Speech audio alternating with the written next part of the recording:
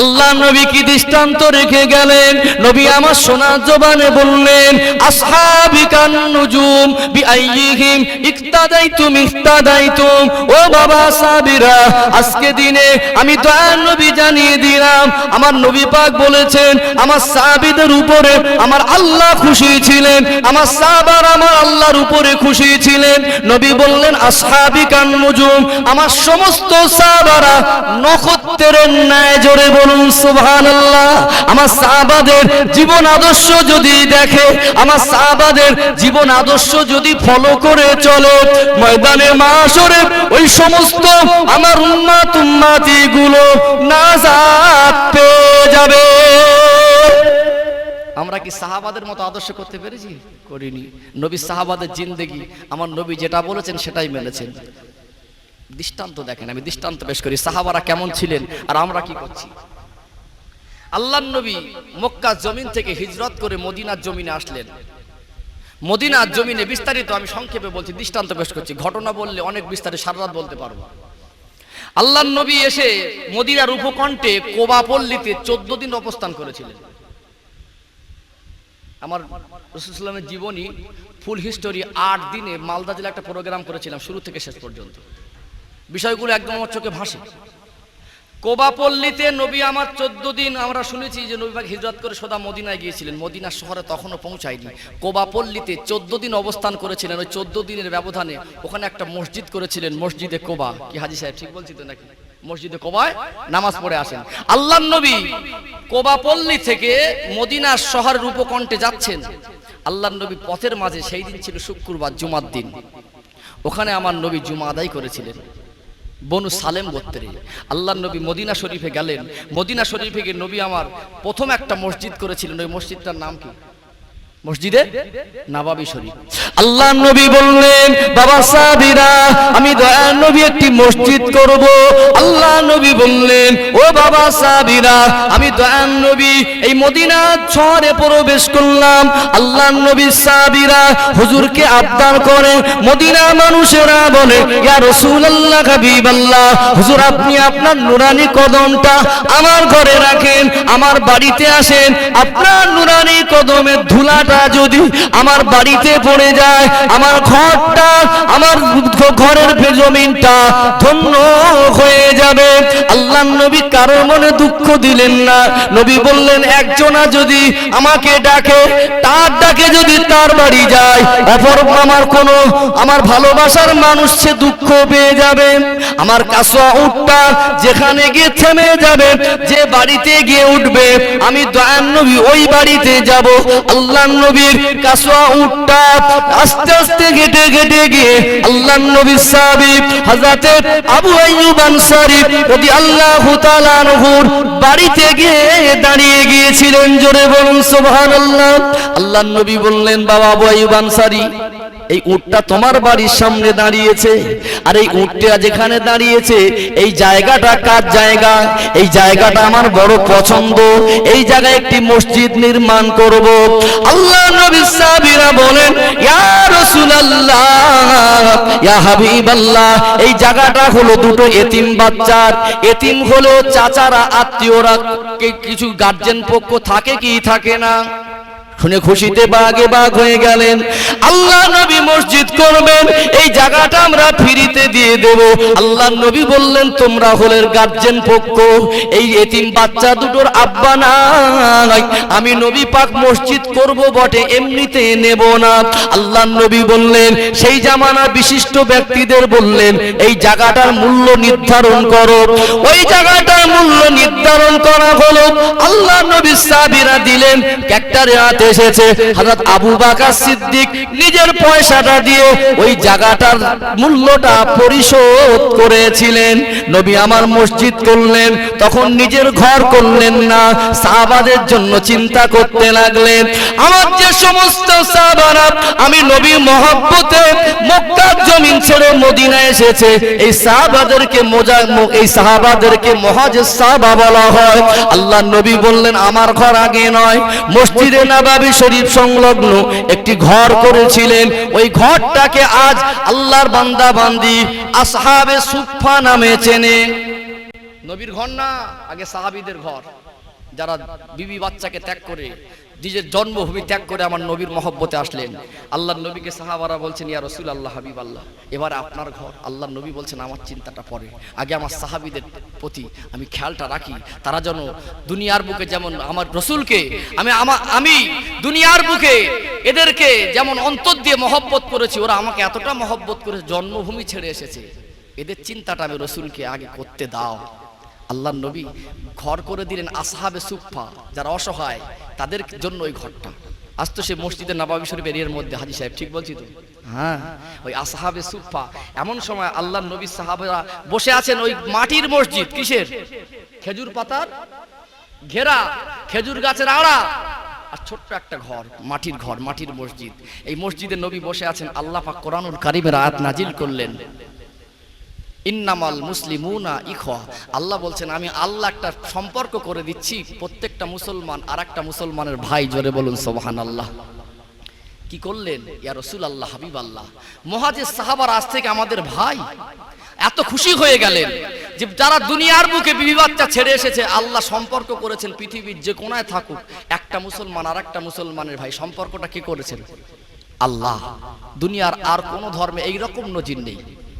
আল্লাহর নবী সাহাবারা বললেন, ইয়া রাসূলুল্লাহ, হাবিবাল্লাহ, আমার 2 বিঘা খেজুরের বাগান আছে, আমি একজন অসহায় মুহাজির ভাইয়ের জন্য আমার সম্পদের অর্ধেকটা আমি মুহাজির ভাইকে ছেড়ে দিলাম। জোরে বলুন সুবহানাল্লাহ। ইয়া রাসূলুল্লাহ, হাবিবাল্লাহ, আমার 2টো কামরা ঘর আছে। আজকে যখন আল্লাহ কোরআনুল কারীমের আয়াত নাজিল করে আল্লাহ পাক তিনি যখন আমাদেরকে সম্পর্ক করে দিয়েছেন, আমার 2টা কামরা ঘর আমি আমার মুহাজির ভাইয়ের জন্য একটি ঘরকে ছেড়ে দিলাম। জোরে বলুন সুবহানাল্লাহ। ইয়া রাসূলুল্লাহ, হাবিবাল্লাহ, আমার ঘরে কিছু রিয়াল আছে, অর্থ পয়সা আছে।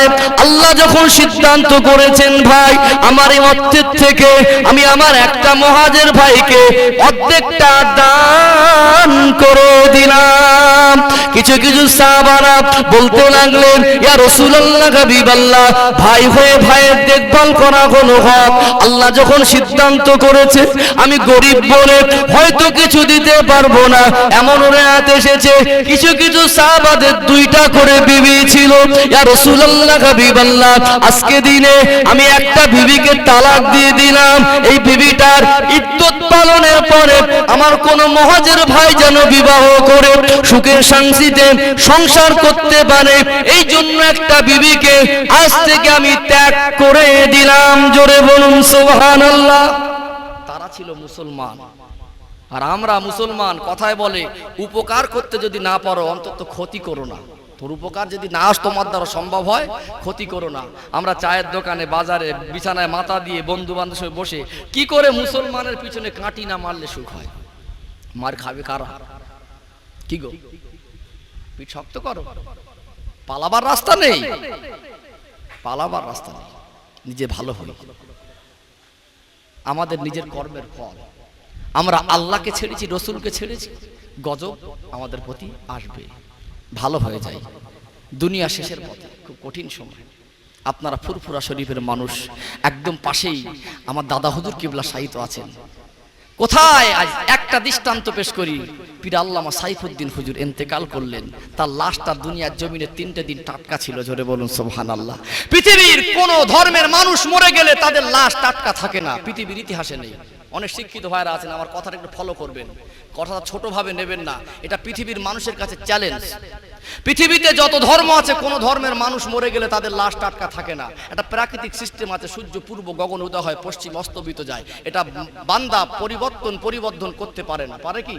নদীতে জোয়ার ভাটা হয়, মানুষের হুকুমে চলে না, আল্লাহর হুকুমে। বান্দার ক্ষমতা নেই 2 মিনিট 10 মিনিট এদিক ওদিক করবে, পারবে কি? সময় মতো দিন রাত হয়, বান্দার ক্ষমতা আছে পরিবর্তন করার। মানুষ মরে গেলে অটোমেটিক শরীরে পচন আসে, এটা কি মানুষ পারবে? ধরে রাখতে পারবে? যদি কোনো ইঞ্জিনিয়ার, ডাক্তার, মাস্টার, গবেষক আজ বর্তমান জামানা চায় মেডিসিন দিয়ে রাখতে হবে, বিনা মেডিসিনে 2-4 দিন রাখলে মেডিসিন দিয়ে রাখা যাবে, কিন্তু বিনা মেডিসিনে থাকবে না।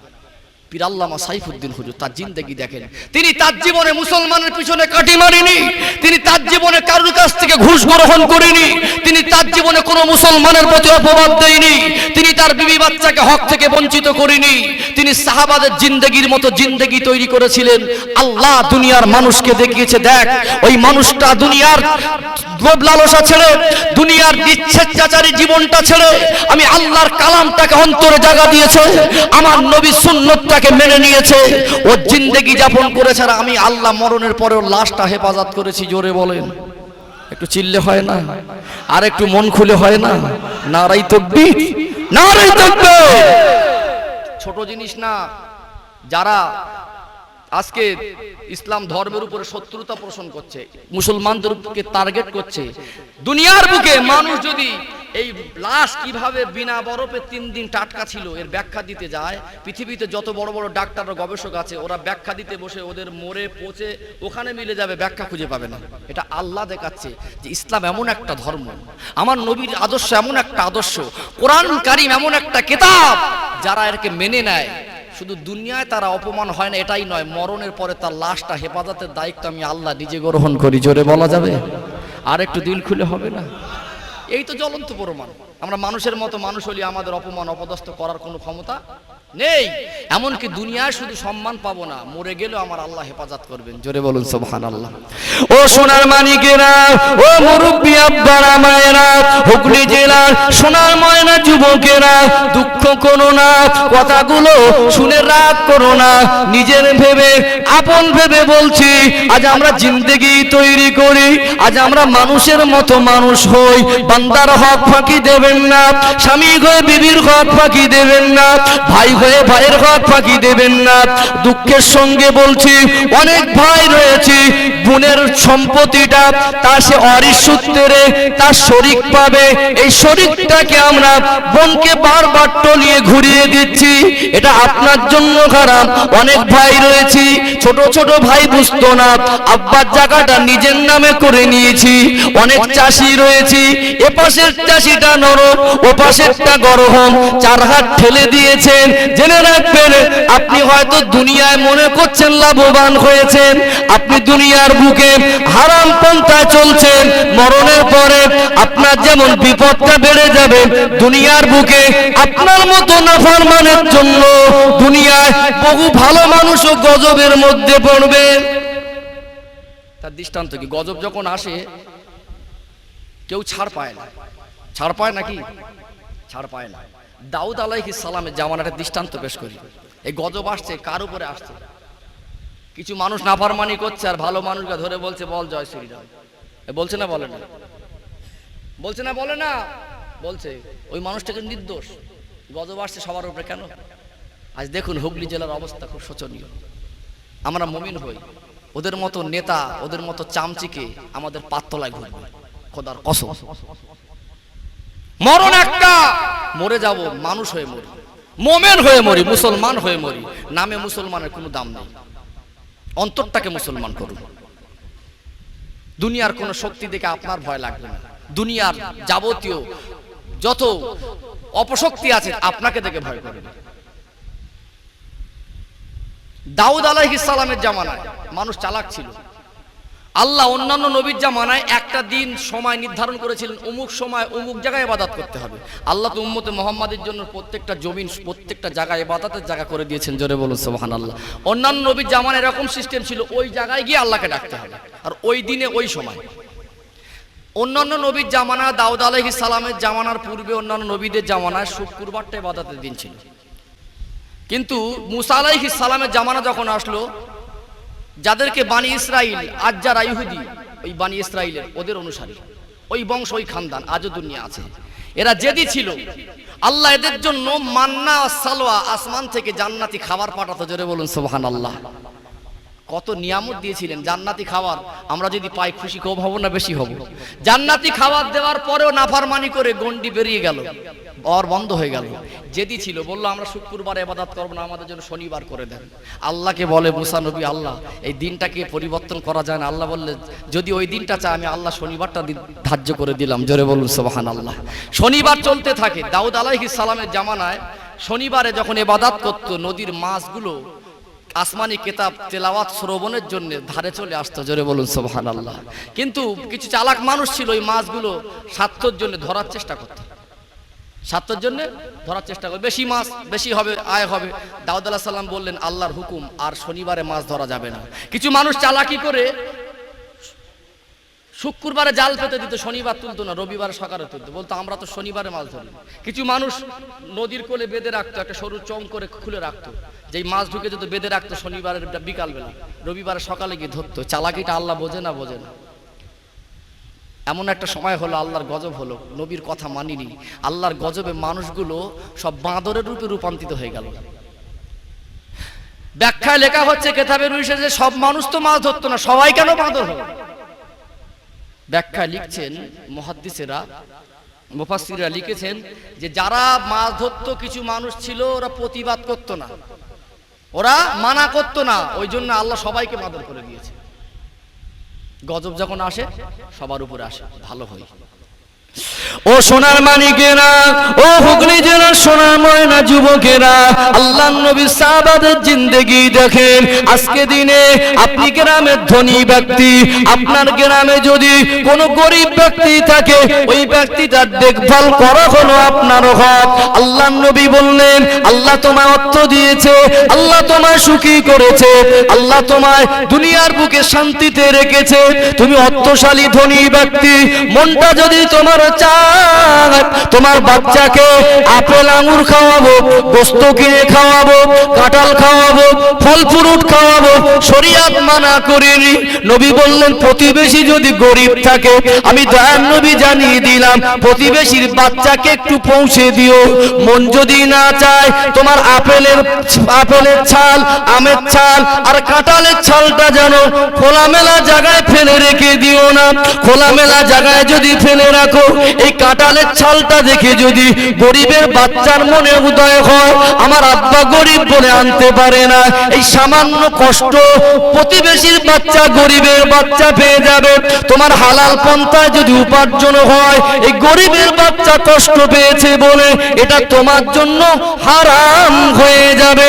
নবী বললেন যখন গোস্ত রান্না করবে, প্রতিবেশী গরিব যদি থাকে, গরিবের বাচ্চার জন্য খুশি মনে হক আদায়ের জন্য সম্মানের সঙ্গে তার বাড়িতে একটু পৌঁছে দিও।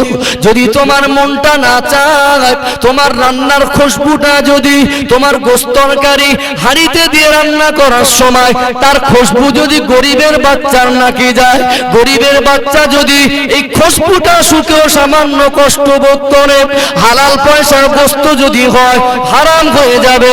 আল্লাহর নবী বললেন ও বাবা সাহাবীরা, তোমরা যদি তোমার বাচ্চাদের দুনিয়ার বুকে ঈদের সময়, দুনিয়ার বুকে কোন সময় দামি দামি ভালো মন্দ জামা কাপড় পরিয়ে সাজাবে, পাশে যদি গরিব মানুষ থাকে, পাশে যদি প্রতিবেশী থাকে, প্রতিবেশী বাচ্চার হকটা নষ্ট করো না। তোমার অর্থের থেকে কিছু পয়সা গরিবের প্রতিবেশীর বাচ্চার জন্য একটা নিজের মন থেকে নিজের বাচ্চার যেমন দামি জিনিস কিনলেন, যেমন ক্যাটাগরি পোশাক কিনলেন, খুশি মনে গরিবের বাচ্চার মুখে যদি হাসি ফোটাতে পারো, আমার আল্লাহ খুশি হয়ে ওই বান্দাকে জান্নাতি ঘোষণা করে দেয়।